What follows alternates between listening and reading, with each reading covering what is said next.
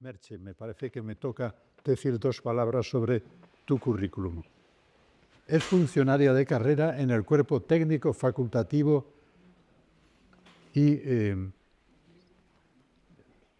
licenciada en Archivística, Biblioteconomía y Documentación de la Generalitat Valenciana. Licenciada en Filología Hispánica, diplomada en Biblioteconomía y Documentación y máster en Patrimonio Cultural por la Universidad de Valencia. Y en el 2020 obtuvo el grado en Información y Documentación por la Universidad Carlos III de Madrid. Como veis, un buen bagaje.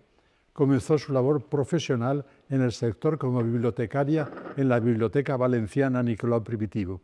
Allí ocupó diferentes puestos en proceso técnico y en atención al usuario durante 15 años, hasta que pasó al sector de los archivos como archivera de la Consellería de Economía Sostenible, sectores productivos, comercio y trabajo. Y desde 2019 es la jefa de sección del Arxiu Intermedi de la Generalitat. Muy bien, la robamos a los bibliotecarios y se pasó al campo de la archivística. Miembro de juntas directivas del Colegio y de FESADIP, ocupando el cargo de tesorero, y ha formado parte de comités técnicos y organizadores de eventos relacionados con la gestión de la información y la documentación, como la Jornada Valora Valencia, las 18 jornadas españolas de información y documentación, y componente ha intervenido en otras varias de internacionales de la Asociación de Archiveros de Andalucía, Valencia y congresos nacionales. Y ha impartido cursos varios, que no voy a mencionar porque son numerosos, sobre valoración en el colegio y de formación archivística. Y participa activamente en la comunidad de prácticas Valora, impulsada por la Asociación de Archiveros de Andalucía, y supongo que en la de Valencia también. Adelante. Hola, buenos días. Soy Merche Rojas, jefa de sección del Archivo Intermedio, y bueno, venía a presentaros esta comunicación, la experiencia ante el desastre, los archivos y la Dana de Valencia. Y bueno, antes de nada, dar las gracias a la Fundación Olga Gallego por permitirme estar aquí y haceros partícipes de la experiencia que tuvimos que afrontar en el Archivo Intermedio. Y nada, bueno, pues empezamos con una recapitulación de acontecimientos. Como ya sabéis, el 29 de octubre de 2024, gran parte de la provincia de Valencia se vio afectada por una depresión aislada a niveles altos que provocó la devastadora riada de amplias zonas, como la atravesada por la Rambla del Pollo, que está muy cerquita del archivo, y con caudales que alcanzaron hasta los 2.200 metros cúbicos por segundo. Ahora están las últimas investigaciones hablando de cifras de hasta 5.000 metros cúbicos por segundo, y bueno, es un evento realmente extraordinario que no estaba previsto, estaba previsto para un periodo de retorno de entre 1.000 y 3.000 años, y bueno, provocó lo que habéis visto todos, graves daños materiales y humanos en pueblos como Tribarroja, que es donde se encuentra el archivo, y bueno, ya la zona cero, los pueblos archiconocidos de Paiporta, Catarroja, bueno, y más arriba en Chiva. Veis, os dejo ahí el tuit de la cuenta oficial de AEMET.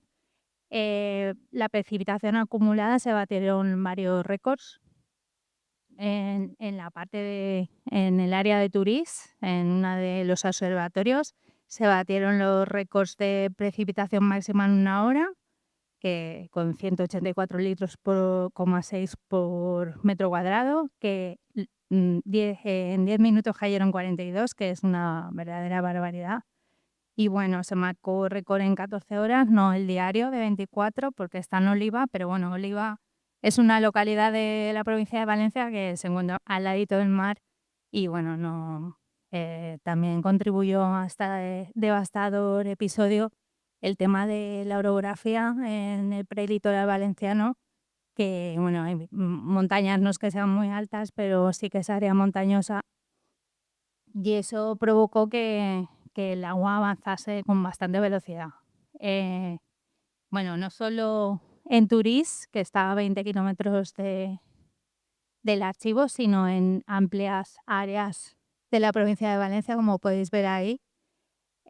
Cayeron cifras bastante significativas a partir de, pues como veis ahí, casi 200 litros, entre 200 y 300 litros en muchísimas localidades. Y bueno, las últimas investigaciones también hablan de incluso 1000 litros en alguno de los sitios que no tenían observatorio. Entonces, pues como veis ahí, fue una tormenta perfecta que se retroalimentaba, estuvo estática durante muchísimas horas y no se movía, no se desplazaba hacia ningún lugar, estaba ahí quieta. Bueno, nosotros, donde estamos, el archivo intermedio de la Generalitat está en la localidad de Ribarroja, está alejada del núcleo urbano, 8 kilómetros. Estamos en el área industrial que se desarrolló a partir de los 2000. El sector 13 del polígono industrial La Reba, lo veis ahí en el circulito. Y bueno, si sois muy observadores, podéis ver arriba el barranco de Pozalet, que está a escasos 650 metros, y abajo el devastador Pollo. Y bueno, luego creo que se ve bastante bien, ¿no? Luego os contaré por qué, bueno, lo cuento ahora, por qué se eligió esta área. Bueno, sabéis que los archivos intermedios lo que se busca es comprar terreno lo más barato posible, porque hace falta mucho espacio de almacenamiento. Entonces, la Generalitat tiró por áreas industriales alejadas del centro urbano de Valencia. Estamos a 17 kilómetros y bueno, se compra suelo a precio más barato, ¿vale? Y bueno, luego os contaré también por qué pensaron que no constituía riesgo construir aquí. Y bueno, el archivo intermedio, ya lo he dicho, no lo he dicho, conserva dentro del sistema archivístico valenciano la documentación semiactiva de consultas casa, ¿vale? Generada por la Administración de la Generalitat, y dependemos orgánicamente de la Consellería de Hacienda y Economía y funcionalmente de la Consellería de Cultura. Y bueno, normalmente esto de tener dos amos nunca es bueno, pero aquí creo que sí que a la larga ha sido positivo el poder hacerle caso cuando nos ha convenido a uno u a otro. Bueno, el complejo tiene 2 edificios. La fase 1, que es de almacenamiento logístico, se construyó en el 2004, y la fase 2, que es de archivo, en el 2006. Y bueno, tiene 4 plantas, que está compuesto por un sótano y 3 pisos, 42 depósitos en total, y el servicio que lo gestiona se constituyó en el 2019. Estamos hablando de un montón de años sin servicio constituido. A ver, que no me quiero dejar nada aquí.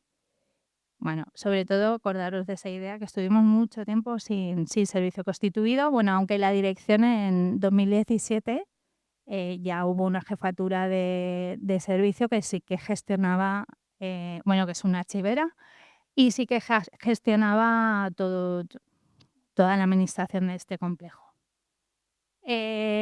Bueno, deciros que la capacidad está al máximo, y ahora más todavía. Y bueno, para ello, para solucionar este problema, como en el solar hay todavía espacio, se van a construir 2 edificios más, otro de logística para material sanitario y otro de archivo.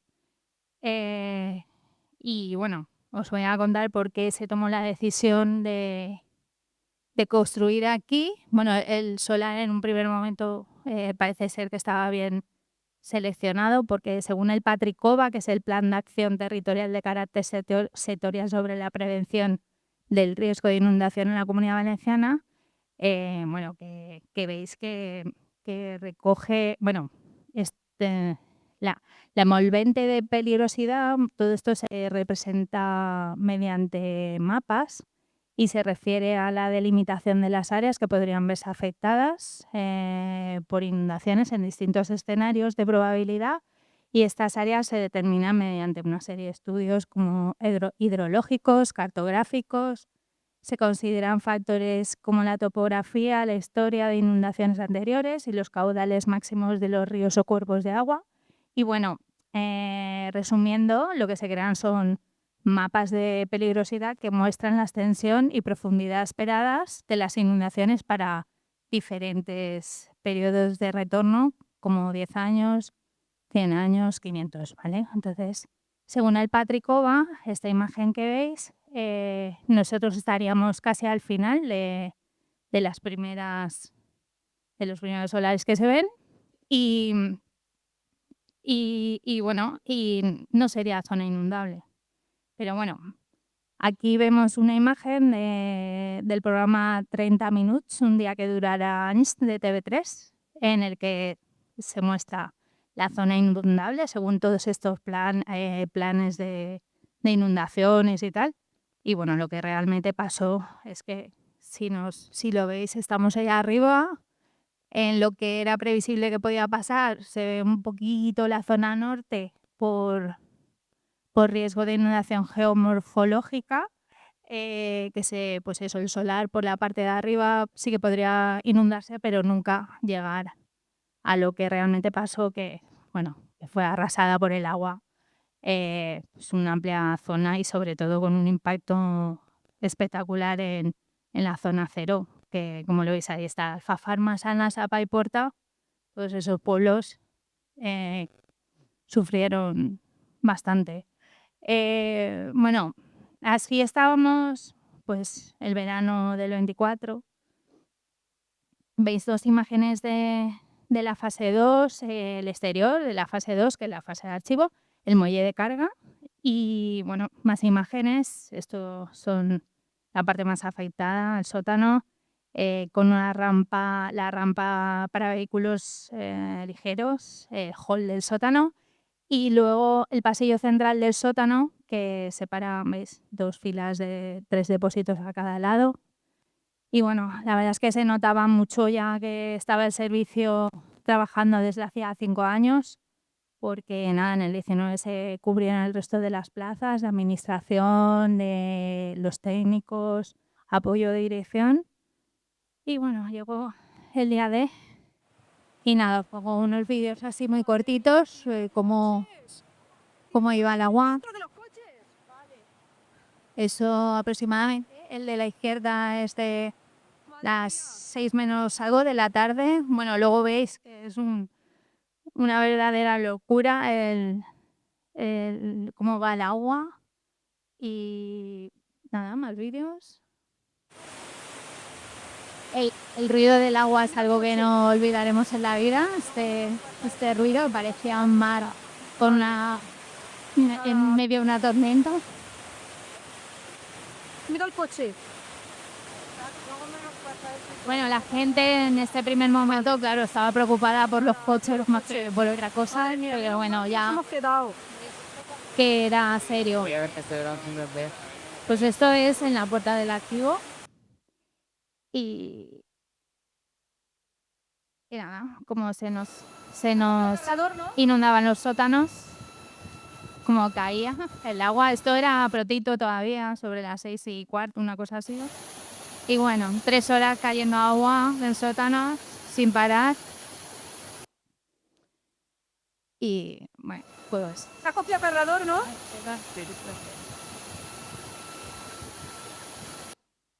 Bueno, pues, ¿qué pasó el día 30? Bueno, tenéis que ahora ponernos un poco en situación.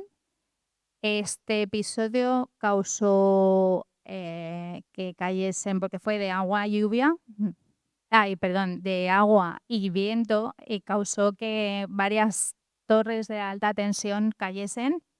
También cayeron puentes de autopistas, infraestructuras importantes, la red de ferrocarril, el agua potable, nos quedamos sin agua potable. Esto afectó aproximadamente de alguna manera u otra 850.000 personas, que es el 40% de la población de la provincia de Valencia. Y bueno, sin luz estuvimos, en mi casa en concreto estuvimos hasta el día 1, hubo gente que estuvo muchísimo más tiempo y bueno, aproximadamente 155.000 personas estuvieron sin luz. Como consecuencia de estar sin luz también estuvimos sin cobertura, totalmente incomunicados, algo parecido a lo que pasó en el episodio que afectó a España el día 29 de abril, creo que fue, no sé cómo afectaría aquí en Galicia. Pero bueno, allí en Valencia estuvimos casi 12 horas sin luz. Pues algo parecido pudisteis todos experimentar, pero durante varios días. Bueno, pues cobertura teníamos nada, muy poquito. Te tenías que subir a zonas altas para poder cazar algo. Y bueno, en una de esas subidas a lo alto, me entró una llamada y me dijeron que había gente que había pasado allí la noche, 5 personas, trabajadores del centro, y porque se quedaron atrapados en las carreteras y tuvieron que volver. Y bueno, rescataron a 7 personas también. Y bueno, como yo vivo bastante cerca, también en Ribarroja, y podía ir andando porque no se podía ir en coche, no se podía transitar. Pues bueno, así te ibas resbalando con la cantidad de barro que había, pues fuimos a comprobar a ver cómo estaba la gente, si podíamos hacer algo por ellos. Y bueno, ya íbamos andando y las imágenes es que son que parece mentira que pueda suceder algo así. Bueno, eso es, como sabéis, es área industrial, esto está lleno de vida todos los días, muchísima gente trabajando, muchísimos vehículos transitando por ahí. Veis las naves incluso rotas, los tabiques, una nave gigantesca, eso es de los impactos de los camiones, vehículos, contenedores que había por la vía. Hubo muertos por esta área también y bueno, ya veis cómo estaba el día 30. Bueno, llegamos al archivo y no quedaba ninguna valla perimetral. Entramos por el solar, o sea, se podía entrar por ahí. Precisamente por la puerta principal no, porque estaba atascada de recibir impactos de diferentes cosas que se fueron contra la puerta. Y bueno, ¿por qué va tan rápido esto? A ver. Veis la puerta del sótano de la fase 1, como de la fuerza del agua, pues la ha abierto el agua y incluso la ha retorcido. Esto es la galería de comunicaciones que está debajo en el sótano de la fase 1, que es la de logística, y bueno, ahí están todos los SAIs, las bombas de achique, el centro de transformación, pues todo muy seriamente afectado, bueno, no funcionaba nada. Fase 1 por detrás también, aquí tenemos historiales médicos del Departamento de Salud de la FE, recetas médicas, obras de arte del IBAM y bueno, de cultura, y esa puertecita que veis ahí es un archivo de la Consellería de Hacienda y bueno, seriamente afectado también. Bueno, esta imagen ya duele bastante. A los que somos archiveros, bueno, es para ponerse a llorar. Y veis puerta retorcida, vegetación y todo encastrada ahí en el marco de la puerta. Y bueno, los expedientes flotando porque como cayeron varios tabiques de depósitos, se desplazaron las estanterías y derribó muchas de ellas y el contenido pues estaba flotando por ahí. Esto, bueno, ya es el día 1, que bajó un poco el agua. El agua alcanzó los 50, el metro 50 y metro 30, según la zona. Y bueno, ese día fuimos a trabajar, el 1 de noviembre, director general, la jefa de servicio, varias empresas que nos iban a ayudar con todo el traslado de seres y cajas de archivo. Y nada, estuvimos valorando un poco lo que podíamos porque era impracticable, tenía bastante agua todavía, bueno, barro. Los espacios, ¿veis? Ese es el archivo que os he dicho de Hacienda. la marca del agua en las puertas, las estanterías desplazadas. Esta también hace pupa, esta foto, que en este depósito en concreto afectó porque se rompieron los tabiques y bueno, afectó hasta la tercera balda. Se ve que hubo como una ola así que alcanzó hasta la tercera balda. Veis cómo están las cajas ya, que difícil recuperar eso.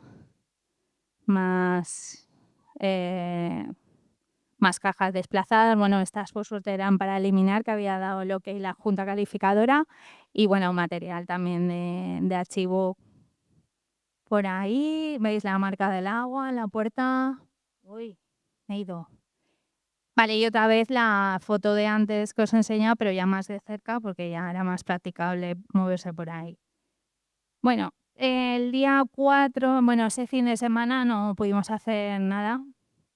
Estuvimos repasando todos los manuales de actuaciones en caso de emergencias que conocíamos por bibliografía, esos temas de los temarios de oposiciones que te los estudias pero dices nunca me va a pasar a mí esto. Y bueno, hablando también con empresas, buscando soluciones, empresas de liofilización por si había que actuar de alguna manera, pero bueno, el volumen de la destrucción era tan grande que era inviable, ¿vale? Bueno, la estimación de los daños, 5 depósitos afectados, 1 en la fase 1 y 4 en la fase 2, que es la de archivo. 40.000 cajas por depósito, hacer cuentas, afectadas las 2 o 3 primeras baldas, pues un montón de la extensión de la destrucción bastante elevada. Y porque claro, almacenamos muchísimas cajas, pero bueno, lo positivo que siempre pensamos es que hemos salvado más que lo que se ha destruido. Y porque el resto de la documentación de zonas afectadas, pues sobre todo en los primeros días tras la dana, corría alto riesgo de verse dañada debido a condiciones de temperatura y humedad altas o muy altas que había en esa época. Y bueno, os preguntaréis, ¿por qué tenemos documentación en el sótano cuando es algo que es de primera biblioteconomía, de documentación, de historia, parte de archivos? Lo primero que te enseñan, que lo valioso al sótano no. Bueno, pues eso, lo que os decía del vacío de poder durante más de 10 años. Y las decisiones las tomaba gente que no tenía formación en archivos, además a distancia, porque estaban ahí muy bien en la Consellería de Hacienda de Servicios Centrales dando las órdenes. Y bueno, también teníamos la sombra de la documentación judicial de los juzgados de Valencia y el Tribunal Superior de Justicia valenciano, que fue ocupando el edificio. Un edificio que no estaba construido para ellos porque su sitio era la fase de logística, un área que se les asignó. Pero bueno, pidieron provisionalmente ocupar 6 depósitos en la fase 2 de archivo y progresivamente fueron ocupando hasta llegar a 23 depósitos. Cuando Generalitat, después de la crisis, quiso colocar todos sus fondos de archivo en su archivo, ya no había espacio para solo teníamos 19 depósitos, estaban mal comunicados no, eran poco operativos, o sea, más alejados de las áreas de acceso. Y bueno, y como quedaban los sótanos, pues decidieron también poner allí documentación que no estaban preparados porque eran para almacenamiento de enseres. Y eso, y se ocupó esa área. Tampoco contaban con mecanismos para controlar la ventilación y la humedad. Y bueno, eso es lo que pasó. Bueno, el daño, las consellerías más afectadas, Hacienda y Economía, las que precisamente más usaban su archivo, más organizado lo tenían, y también la de Industria. Y bueno, Presidencia de Generalitat, Trabajo, la competencia de trabajo que ahora la tiene Educación. Bueno, y cobertura temporal, pues sobre todo documentación autonómica, pero también había algo de las delegaciones provinciales, pues algunos expedientes desde 1940 se han visto afectados también. Bueno, ¿qué hicimos? Inmediatamente el control constante de temperatura, humedad y la ventilación de las instalaciones, porque claro, no había ventilación, rompiendo incluso las ventanas, que si volvía a llover no pasa nada, porque ya más desastre que había no podía haber. Y luego la búsqueda de asesoramiento experto en conservación y restauración, nos apoyamos muchísimo en el Archivo del Reino, en sus conservadores y restauradores, con los que íbamos corroborando que cada uno de los pasos que íbamos dando eran más o menos los acertados y adecuados. Y bueno, veis, esto no es del día 4 del 11 porque no teníamos luz, no tuvimos luz hasta el día 16, una cosa así, de noviembre, y comunicaciones hasta final de mes. Claro, luego nosotros por la mañana hacíamos trabajo de campo y luego en casa, cuando se restablecieron las comunicaciones en el área, pues ya hacíamos el trabajo ya más administrativo, mandábamos correos, llamábamos a las empresas, a la gente y todo esto. Bueno, estos son deshumidificadores industriales, que también cuando tuvimos un centro de transformación, un grupo electrógeno primero, luego un centro de transformación de contingencia, que todavía lo tenemos en marcha, lo pudimos instalar. También rescatamos unas 2.000 cajas que se habían desplazado por la rotura, lo que habéis visto en los depósitos, y no estaban afectadas aún por el agua, pero corrían serio riesgo de eso, de verse afectadas por todas las esporas de los hongos, todo lo que estaba creciendo allí. Y bueno, y también porque sí, se desplazaron y claro, estaban su base estaba sobre áreas que estaban muy húmedas y corrían riesgo de estropearse por capilaridad.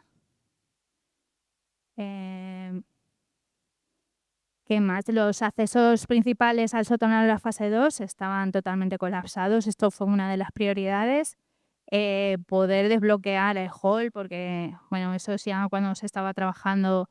A ver, tuvimos que tomar la decisión de todo lo que era amasijo de papel, como ha dicho Pedro, tirarlo, no tuvimos más remedio dado el volumen de afectación, porque era irrecuperable. Y bueno, los sótanos estábamos trabajando a oscuras y bueno, tenemos que desarrollar nuestro trabajo con frontales en los primeros momentos. Y bueno, también, dada la extensión de la catástrofe, pues tuvimos mucha dificultad para encontrar equipos, maquinaria y trabajadores. Bueno, aquí también vino Arsenio y todo el equipo de Ivacor y bueno, del Ministerio a ayudarnos, a darnos recomendaciones. Se estableció el plan el dispositivo de recuperación en Feria Valencia, y bueno, sí que hablamos con consellerías para que rescatasen una selección de lo que consideraban muy, muy, muy importante para ellos. Y bueno, se trasladaron 500 cajas a Feria Valencia para su posible restauración. Nosotros documentación afectada no tenemos en el intermedio, solo una transferencia que estábamos a punto de recepcionar. Y bueno, esa la suerte que hemos tenido, que no teníamos nada por ahí en el sótano. Luego, cuando se extrajo toda la documentación que estaba mojada, estropeada para su destrucción certificada, empezamos también a trasladar a espacios seguros, primero pensando dónde podíamos trasladar la documentación que estaba ahí en ese ambiente. Y bueno, teníamos disponibles 2 depósitos recién amoblados con compactus, y bueno, también se barajó el archivo histórico de Castellón, que estaba a punto de ser entregado a la Generalitat Valenciana por parte del Ministerio, pero vimos que esa solución no era viable. Lo que sí que se hizo en enero es mucha documentación que era de Alicante, sí que se le pidió al Archivo Histórico Provincial de Alicante su traslado, y bueno, hemos podido despejar algún depósito de las áreas que sí que estaban en perfecto estado. ¿Qué más? A ver, medidas preventivas contra el daño. Por fin tuvimos EPIs para prevención de la salud de los trabajadores a cabo de un tiempo.